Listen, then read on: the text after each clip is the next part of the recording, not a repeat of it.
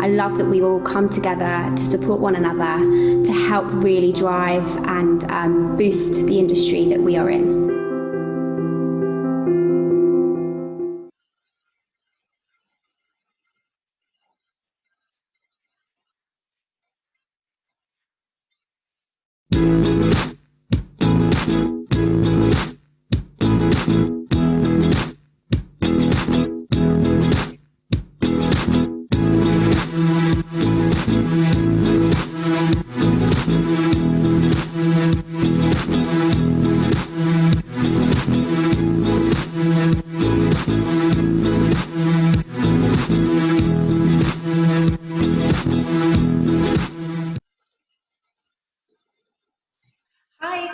Everyone, and welcome to our first webinar of the day. Hope everybody is well and keeping safe. I'm really pleased to introduce to you Maria Dowling, who is here ready to go. Maria, can you hear us? Yes, I can indeed. Good morning. Good morning. So Maria is going to kickstart the day with a lovely presentation on 5 ways to spring up your salon business during as a result of COVID. So I'm going to turn my screen off. Just some house rules for everybody who's joining us. Maria has got a lovely presentation which she's going to go through, and then at the end we will have a little live Q&A. So if you've got any questions you'd like to ask Maria, please just type your question into the Q&A box at the bottom of your screen, not in the chat, and we will spend some time asking those questions later on. So over to you, Maria. Good morning, everyone. Thank you for inviting me to be here today. I'm going to go through some points today on what I think are ways to clean up our business. First of all, I'd just like to say that obviously the situation that we're in right now is a bit of a shock. None of us would have thought that this is where we were going to be. If we think about the professional beauty show, if anyone had said to us back then that we're all going to be sitting at home and looking at different ways to run our businesses, we would never have believed that. Anyway, this is where we are right now. So we've gone through the emotions of the shock, the horror, the panic, what are we going to do? And now we're thinking positive, and I am looking at this time like a gift.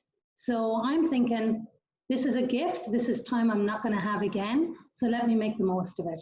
So what I'm going to look at first, our first area to look at is inventory. So this is an area where you can waste a lot of money. So we need to make sure that now that when we're ready to go back, that we've got our inventory correct. Let me give you a little bit of an insight into how I do mine. So what we do is, I'm sure a lot of you do it, but just in case it's something different, let me explain. So every day what we do is we do our stock count and we put it through to reception. Reception put it into the system. Most of us, I would imagine all of us now have computerized systems. What's important right now is that you do your maximum and minimum numbers. So what I did just before, actually this was a project before this all happened, I already had it in place, an updated version. So you go back over your last 3 to 6 months and you check and see how much of each product have you used. So for example, let's say it was a number 6. We use a lot of number 6 in Majorelle. So it might have shown over the last 6 months, let's say, for example, that we used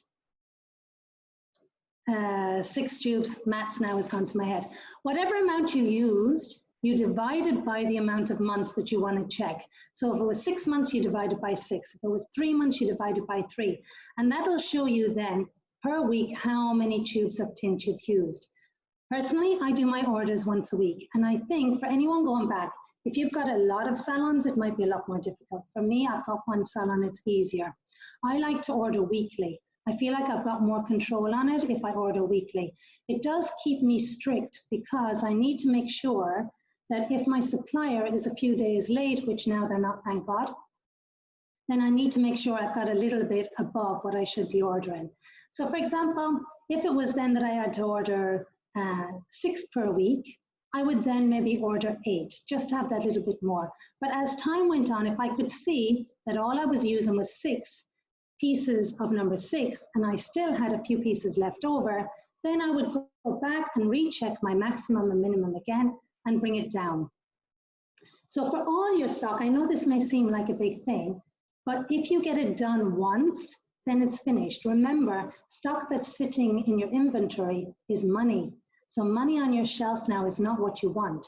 You want to make sure that whatever stock you're using and you're getting rid of in that week. Now, there is a benchmark for stock. So the benchmark for reordering your stock should be 6%. So you take from what you have made in services and you take 6% of that. Now, what the 6% should involve, it should involve your tint, your peroxide, anything to do with hair colors should be involved in that 6%. The unfortunate thing as well is foils, shampoo. No, not the shampoo. The foils should be included as well in the 6%. This is a really hard number to get down to. I'm possibly now at 9%. They said anything under 10 is okay, but you really need to, really need to start shaving it a bit more. If anyone wants to know about this, then if you message me directly, then I can give you more information on it. But looking at the 6% is really good because it keeps you more stricter in what you're ordering. So even if you are ordering a bit more, I found our orders were a lot more last year than they have been now, in the latter end of last year, 2019. In the beginning of the year, there were a lot more because we were ordering too much stock. So that's something that I would definitely suggest on.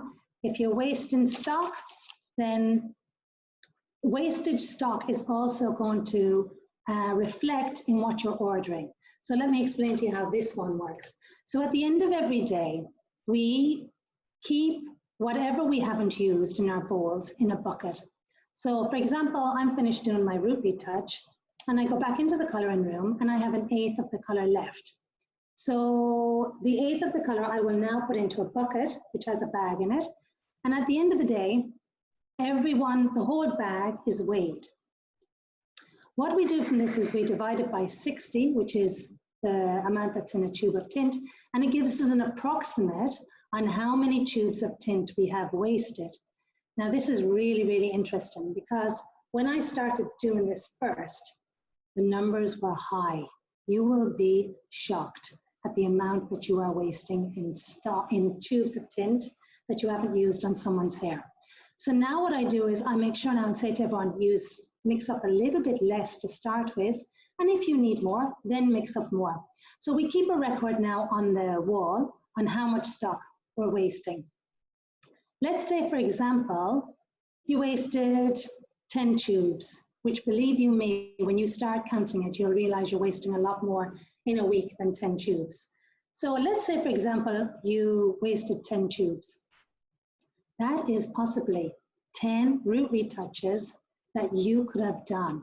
That would have been the value. So when you start putting it into value of 10 root retouches for the sake of what was wasted in the bottom of your bowl, which seemed like nothing, but by the time you weigh it and add it all up, you'll realize you're wasting a lot of money. So now what we have to make sure is that our waste is not eating into our ordering, because if we really only need 3/4 of the tube and now we've used a full tube, we've wasted and we can't reorder that amount that we should be able to reorder. So what I suggest now to my staff is that when they're doing their client record cards, that for example, if we used a full tube today, and now I know for the next time, she's got fine hair, I don't need to use a full tube. We're now writing on our record card details, use the next time 3/4 of a tube, so that each time you can then start eliminating with every client how much product you're actually using. This helps towards wastage. So that's wasted stock. So I hope everyone understood that. If not, ask questions, or I can message you directly and give you more information on it. My second point is education. Now, as I said, if someone had said to me 3 weeks ago or 3 months ago, or even at the Professional Beauty Awards, I'm going to give you 3 weeks off, possibly 4, not any more than that, we hope, possibly 4, and during this time, I want you to focus on the back end of your business, and I want you to focus your staff on education. How great would that have sounded? That would have been like a gift from God, right? If someone actually said, no work for you, no pain, no penance, we're taking you out, clients aren't going to mind, there's no option, and we're going to give you this time to focus on the back end of your business. Now, as we're working, I mean, I'm busy on the salon floor, as I'm sure other people are, and I don't spend 100% of my time working on the back end of the business. I'm lucky that I've got my business partner who helps me with that. But what we end up doing is we end up dipping into things slightly, but we don't end up having enough of time to fully change our systems. So to have 3 or 4 weeks off, this is like a gift. So now we need to make sure and use this as much as possible. So now let's look at educating ourselves. Education, there's so much education out there at the moment. I'm saying to my girls, make sure, log on every day, look at something new. We have great people. We have Behind the Chair. Now, Behind the Chair are doing education. It's $1 a day. So right now, we may not have the budget to be doing $1 a day. Doesn't sound like much, but it's still 1,000 and something dirhams. So that is something you could look at and get your team all involved. Fowler Academy is 1 month free education. This is an excellent opportunity. I mean, I've gone through many parts of his education now, and it's amazing. He goes through everything from consultations, how you are with your clients, how you should be looking at your business, and also the step-by-steps. This is a fabulous opportunity. Fowler Academy, 1 month free. David Barnett was doing a 12-week program. Now, one of my hairdressers has gone through the whole 12 weeks. So she's doing all these haircuts. She had her mannequin brought home. She was all prepared for this. So that was really, really good. We can look at Jack Howard. Jack Howard is on Instagram. He's doing DI. He's showing us all the time how to do different techniques. So go through Instagram, use it now for all this free education. Never before would we have been given such opportunities where it's free. So you're not having to pay out any money. We must encourage our staff to make sure, go on to something every day. This is the time now that they can go back. I mean, if you sat and did 1 class with Jack Howard, how much would that cost? How could you get all your staff on that course? You'd have to give up a day of work. You'd have to lose money there. You'd have to pay your staff. Now they can do all this. But it's also a matter of seeing who in your staff are prepared to do this. So they should be all using this time for themselves to re-educate themselves, improve their skills. So this is very important at the moment. So you can save a lot of money. This is an area where you can save a lot of money right now. Social media. Okay, just going through social media. People expect to see what you're doing. That's what they expect from social media. They expect to see what you're doing. They want to get a feel of who you are. They want to think that they get to know you through social media. And we see it with a lot of people. They send us personal messages. Oh, I love this, I love that. Can you help me with this? Now with social media, we're all more connected. So we have opportunities now with social media that we never had before. For example, networking. You can go on social media now and send a message to Jack Howard and ask him a question, and he's going to personally come back and answer your question. Never before would we have had this opportunity where we had such open doors to people.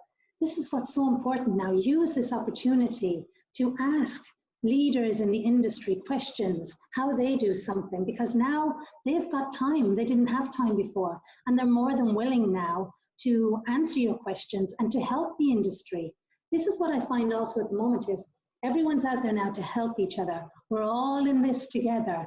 So it's a case of helping lift up everybody else and for us to feel like we're helping everybody else. So network with the industry, go out there and see who's talking, who's asking questions, and what can we learn from this at the moment. Attract new talent. Remember now with your social media, this is what everybody's looking at. Now, I don't know what's going to happen at the end of this. Does it mean that there's going to be a lot more people looking for jobs, out of work? Hairdressers just maybe sitting back and thinking, you know what, this salon's not for me. Now is the time to change. We don't know. Let's see. But what I do know before all this happened was I was getting CVs through Instagram. So it's a good time. Have a look at your Instagram. Make sure that if people are looking at it, it reflects who you are and what you believe in. No one's an expert now. So they're not expecting perfect. No one's expecting to go on there and see a perfectly outlaid Maria Dowling background. We're all at home and we're all on lockdown. So for anyone that I would say is not using social media for videos at the moment, now is the time to start. Why? Because people don't expect perfect. They expect you to be sitting at home. They expect you not to be looking maybe perfect. They expect you to have roots. They don't expect perfect. So now is a great time. Practice with your social media. Practice putting up little snippets there, here and there. That's what I've been doing right now. Normally I don't have time when I'm working in the salon doing the business part, I don't have time to spend that kind of time on social media. I love doing my social media. For me, I'm totally involved in it. I'm totally involved in what goes up on the pages. I myself do the Insta stories. So I love that because for me, it's like what's going on at the moment, what's happening. But now I'm doing my videos and it's amazing the feedback that I've gotten back. And I've had people saying, can you ask this question? Can you answer this? And it's given me ideas as well. And all I did was set up, I got a holder to hold my phone and a light. And there I was set up. And you know what? We can all make mistakes. We can all say things that are maybe not correct, but let's try it. Let's give it a try. And then by the time we get out of this situation we're in right now, you're more prepared to go ahead and then get your backdrop, then get yourself fully set up with a head block, then do all these things because you've now gained the confidence. And of course, there's a lot more people watching now. So if you have a message to put out there on social media, now is the time to put it out there because everyone's got more time to sit down, to watch seminars, to watch what people have to say, and to feel like we're helping them, so they'll be glad and grateful of it. This is an interesting thing. It said with more than 25 million Instagram business accounts and more than $7 billion spent on advertising last year, Instagram is definitely the way to go. So you can see from those figures, it's a huge amount of money involved in social media. So whatever you've been doing up to now, move it to the next level. Take on that extra challenge and push yourself. This is what people are watching. So put your message out there. Connect with the people. Next is database. Okay, so your database at the moment is so important. It's so important to see who's actually active on your database and who is not active on your database. Now, before this happened, it's like as if I must have known something was going to happen. We were already updating all of our database. What we were doing when the clients were coming into the salon was we were making sure that they filled out and on the iPad, they were filling out their details. If their details were already there, we were making sure to update their details, making sure that they still had the same telephone number, making sure that they still had the email address. Did they want to receive emails? Sometimes people do, sometimes people don't. But it's also a good opportunity in your salon to explain why you would be sending an email. So what we have is we have a monthly newsletter that just briefly explains what we're doing in the salon, who's doing what, maybe a little bit of an insight into somebody's life, what new product. So what it is, it's good for the client. Sometimes people want it, sometimes people don't, but it's up to us to explain to the client why we are sending that email, and that's all that is going to be sent. Because of course, what everyone thinks of straight away is spam mail. And now they're going to be giving my address to somebody else. Like for example, property people. You ask one question to one property person and then suddenly they're all sending you messages. That's not what we're about. So to explain to the clients that there's no one else involved in this, it's personally just for us. So this is so important. Mailers cost money. So this is why you've got to make sure that you're hitting the right audience.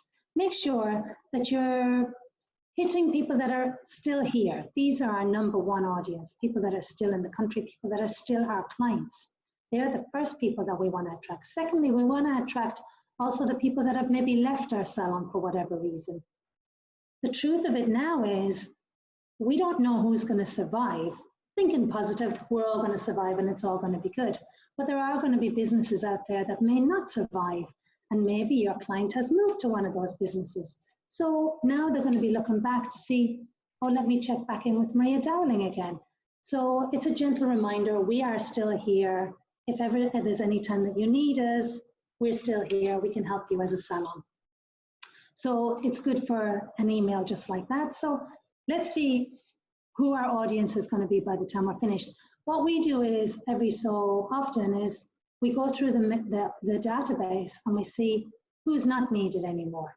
So it's nice maybe for your clients who are living abroad to get our mailer, but they wouldn't be our #1 list because they're not going to be coming back and having their hair done today, tomorrow, or next week. So remember that money, it's money when you're sending out mailers. So you want to make sure that you're spending the money in the right area. Number 5, our 5th message, a minute, is update your company manuals and systems. So we're talking about systems. This is something you did. This is something that you did when you opened up your salon first.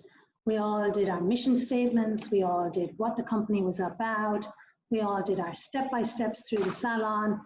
And after that, what I continuously do is I add things into my systems and manuals. As something happens along the way, and as we know, in the last, I would say 5, 6, 7 years, things have had to change, things have evolved. Things that maybe I wouldn't have accepted in the salon before, now with social media and things like that, we have to accept. For example, people using their mobile phones. We would like to think when people are using their mobile phones, they're using it for work while in work, and not so much for personal. I understand that some people need to use it a little bit for personal, but not the majority of the time for personal. So we've all had to change part of our systems and in our manuals because they're now educating themselves through social media. So this is something in our systems that we have to take into consideration.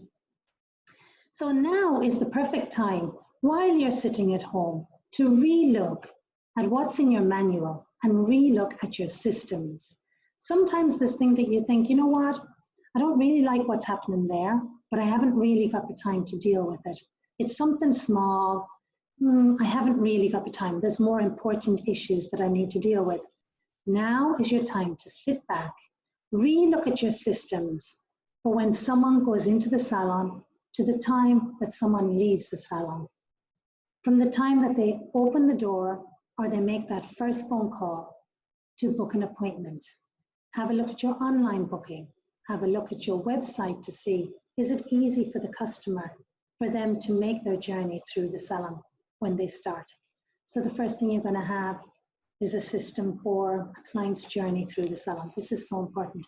Then sit back and look at the systems that you have for stock checking. Look at the systems that you have for when you receive orders. What is the procedure? Have a look at the systems for who is locking up at the end of the day. Different shifts. There's so many systems. I love systems. So I would say in my salon, I like to think that we have a lot of systems in place. I find when you have systems, people know what to expect. People know, follow the system and everything's going to be okay. And once everyone's doing it, it's much easier. So systems are there to keep everyone knowing and keep them connected and to know what's happening in the salon.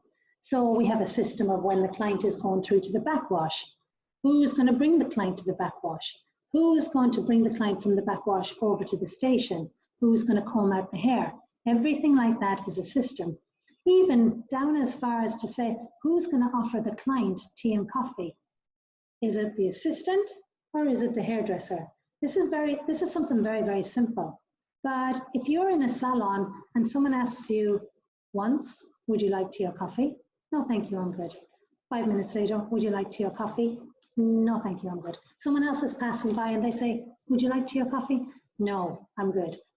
This is a little thing, but we know exactly in Maria Dowling who's going to offer the tea and coffee so that it doesn't get confusing. We have a salon menu as to what we offer. So it's not just a case of offering, would you like tea or coffee? Because if someone might say, would you like something to drink? Well, I don't know what you're offering. So what am I allowed to have? Can I have water, or what can I have? So this is a system. So everything seems very small, but when you have systems, it works. So follow the systems from the client's journey through the salon. So yes, go through today and write down, when you've got your free time, think about the systems that are in the salon. What can you improve on, and what do you need to add? If anyone needs any information on this, get in touch with me and I can help you. This is an area as well, just something to do with systems in your manuals. It's just an area that I've put in at the end. We need to relook at our price lists. Now I know everyone's there going, whoa, relook at a price list. Yes, now is not the time for a price increase, but it's definitely a time to look at your pricing of your services. So for example, we've all had to look now at our rents. We've all had to look at what everything is costing us. We need to make sure that what we're charging is costing the client the right amount of money.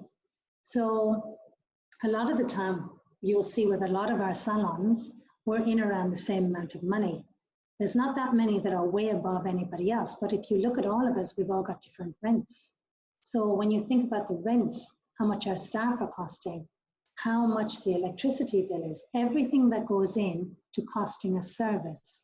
So if you have time now, because I know we're redoing it now as well, is costing each service to see, are we charging the right amount? We may not be able to change it right now, but at least we'll be aware of, are we charging more and we are making money, or are we just barely charging enough that we're not making money, but we're covering costs?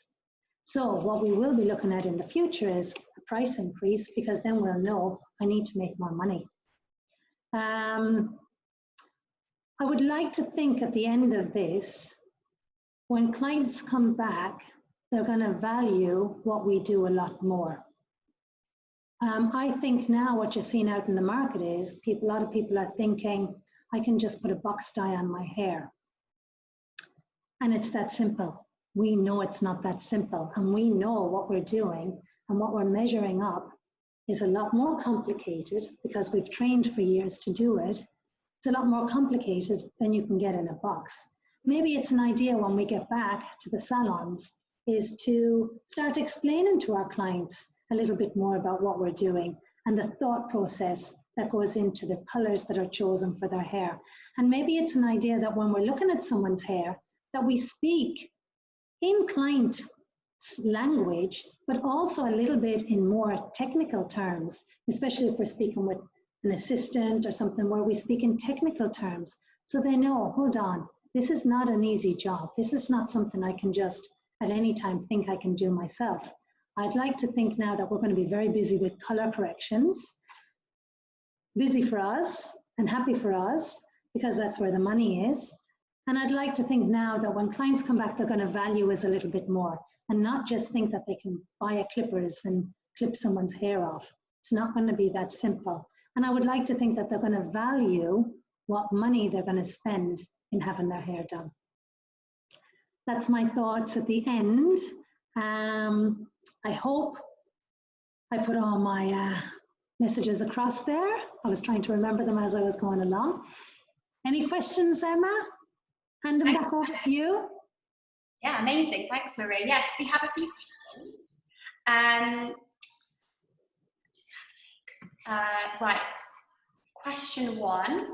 Does it make sense for us to add content into our social media, although we've closed our salons? We don't want to give customers the impression we are open for business. And that's from Asia.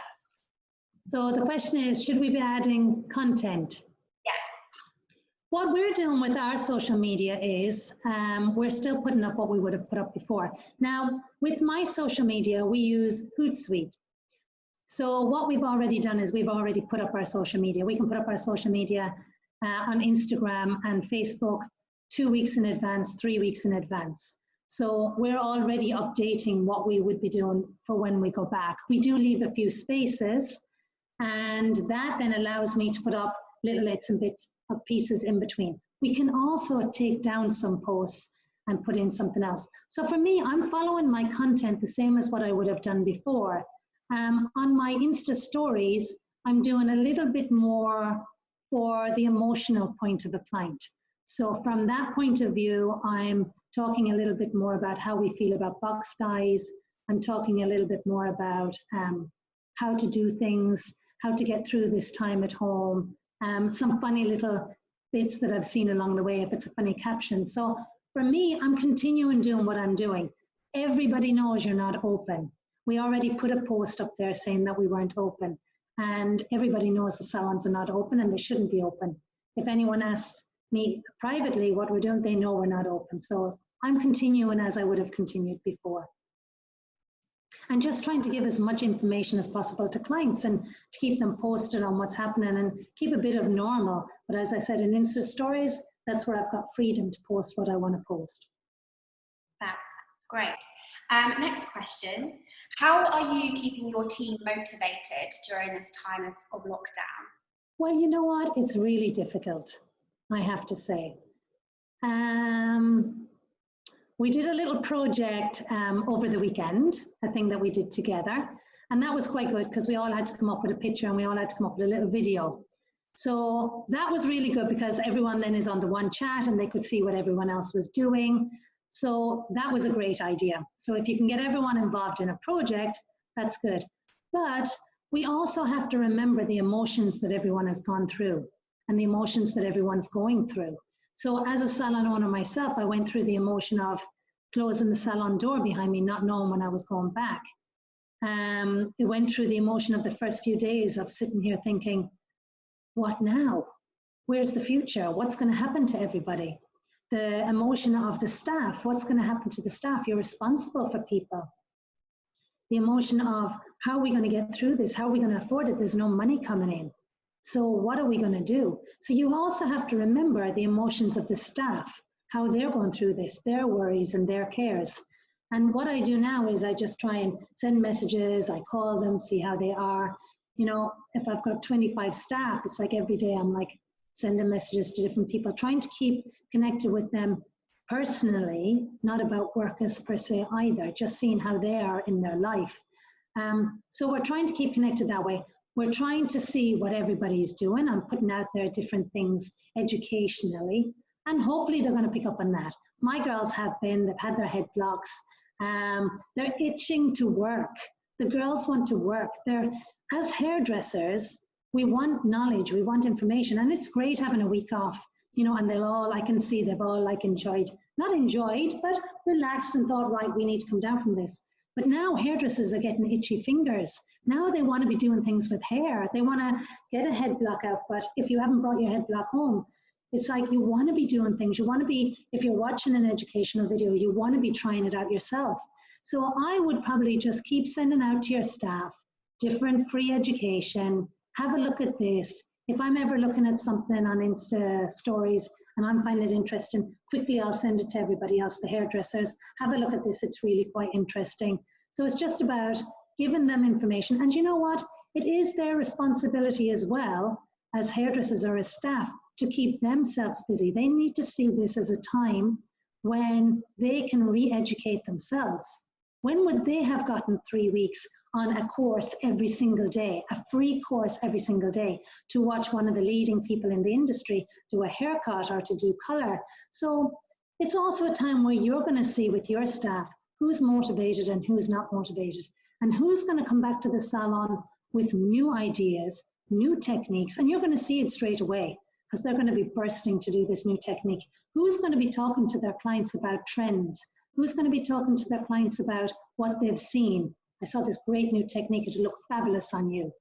You're going to see in your team who's working and who's not working, and who just sat back during this whole time and maybe did nothing. So I hope that answers your question. It does, yeah. You mentioned earlier about making adjustments to your price list. Is that something that you're taking on board for your salon? No, not at all at the moment. No, because we have to keep in mind, people have lost jobs. That means if we are some of our people, we're losing clients. Husbands might have had their salaries cut. There's not a lot of people have, a lot by 50%. So I see it in people that I know, they're saying their husband's salaries have been cut. This is now going to trickle down to us, and it's going to have an effect. How many times do I hear from my clients, I hate it, my husband gets the ping when I come to the hairdressing salon and he knows exactly what I spend, you know? So now that's exactly what's going to happen. I mean, we even have clients who pay half the bill by cash and the other goes on their card, so their husband only sees half the amount. Secrets out, what can I say? But so we have to remember this, absolutely not with a price increase, but what we are going to be looking at is value for money. So we have to look when the client comes in, what are we giving them now to show that they're getting value for money? So first of all, it's going to be our service. It's going to be our technique. It's going to be how we approach their hair. It's going to be how motivated we are and excited about now seeing them and doing their hair and making them feel special and making them feel like, I need to be here. This is the place I need to be. And what I am paying is worth every dirham that I'm paying. If they feel like when you go back that you're going to be really, really busy, chock-a-block, squeezing them in, only doing half a service, that's when they're going to reassess and think, I don't need this, I've had time to think. So we need to make sure and keep every single client, make them feel special, give them value for money. I'm not saying that in 6 months' time, we might be forced to do a price increase. You know, if you're seeing that what you're charging the client is not covering your costs, then we're working for nothing. We're only covering costs. So at least do the pricing and see, are you making money? Are you not making money? And be comforted in your own mind to know, I'm doing okay. Value for money is what I'm talking about right now. Okay, and last question, unless any others pop up. Obviously, the salon is closed. You've got no revenues coming in. Are you doing anything to keep those revenues, to generate those revenues within your property? Delivering goods? Are there any incentives, gift vouchers that you're doing just to keep cash flow? For me, I wasn't on e-commerce. So now we're working it now, but I can see a lot of salons. So let's talk about what I see in a lot of other salons. I see in salons, yes, they're offering come and buy a gift voucher, put the money into the salon now, support businesses that are out there. I've seen other salons where they were doing like a bonus scheme. So you pay X amount of money now, let's say it's 1,000 dirhams now, and if you claim it back within X amount of weeks, you'll get X amount discount on whatever you haven't done. So, and then if you claim it within 4 months, you'll get more discounts. So it means you're making money on the money that you've spent. So this was about getting people to put money into our businesses. I felt at the beginning that nobody knew where they were going and nobody knew how long we're going to be out. Nobody, as in customers, knew how long we're going to be out of work, what their money situation was going to be at the end of our lockdown. We didn't even know there was going to be such a lockdown at that stage. I mean, I had people leave as deposits for hair extensions. Now some are coming back and saying, can I rethink the hair extensions? This is how people are going to be thinking and now wanting the deposits back. I fully understand and I fully agree with that. We actually looked at that before we did the final close. And we have a list of people who put deposits on things like extensions, and 100% they can have their money back. It's not a problem. We all have to reassess now what we're doing. But some of the systems out there look really good now, like e-commerce. So we have Ideal now at the moment. They're dealing, now this is a great way of doing it. They're working with their salons, and what they're doing is they're allowing you to advertise on your site, and they're allowing you to take the orders. The order will go through to them and they do the delivery. So Hisham's been very good at this because what he's done is he has allowed the salons to make money from this, and yet he's putting in a lot of the effort. So this is a time now where I feel like he's really supporting the salons and still allowing us to make money, but yet he's doing a lot of the work. So Ideal, thank you for that. And Davines, that's a really good thing that's been done. I contacted L'Oreal. They're not actually doing anything at the moment. For me as a salon, I wasn't on e-commerce quick enough, and we're working at it at the moment. And I think now I'm working on it because now if we're closed down for much longer, people are going to need help. They're going to be looking for shampoos.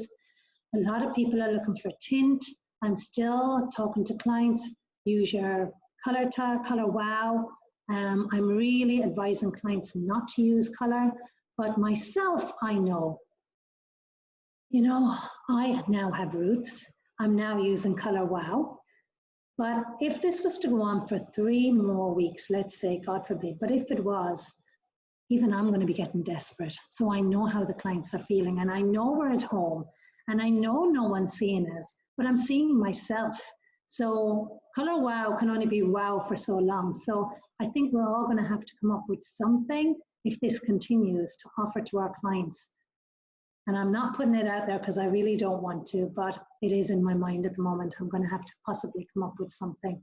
I am saying to clients at the moment, if they're going to do their roots, just if they have to, do the hairline and the parting.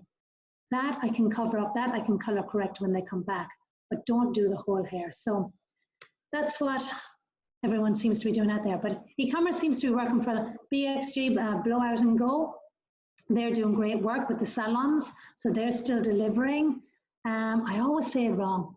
BXG, is it BXG, Emma? BGX, I always get it wrong. They're doing a great job at the moment because they're working with the salons, they're delivering the products. So well done to them, they're supporting us a lot. So we're grateful for any of these companies. I'm sending my clients to other salons. I sent them to B-Bar. Fiona needed Nashi. So I'm like, go to B-Bar, they're delivering. So it's all working really, really well. So at the moment, I'm helping other salons with my clients, but obviously I'm trying to get my own system up and running. It just takes time, right? Yeah, absolutely. Okay, we've got one more question that's just come through. I think I know your answer to this because it's been discussed, but what about home treatments? Can I do them? That's come through anonymously. Is that home treatments as in? Home services. Okay. Yes. My answer to this is, obviously we all went into lockdown. And it's really quite interesting how people viewed lockdown.